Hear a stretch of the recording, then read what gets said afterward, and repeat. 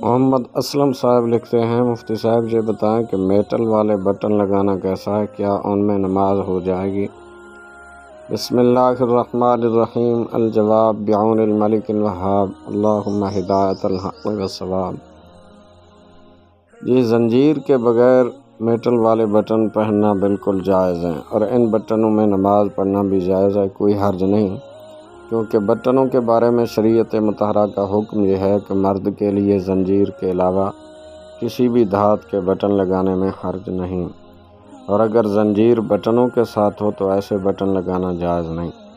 صدر الشریعہ مفتی امجد علی اعظمی رحمۃ اللہ علیہ بہار شریعت میں فرماتے ہیں، سونے چاندی کے بٹن کرتے یا چکن میں لگانا جائز ہے، جس طرح ریشم کی گھنٹی جائز ہے، یعنی جبکہ بٹن بغیر زنجیر ہوں، اور اگر زنجیر والے بٹن ہوں تو ان کا استعمال ناجائز ہے، کیونکہ یہ زنجیر زیور کے حکم میں ہے، اس کا استعمال مرد کو ناجائز ہے۔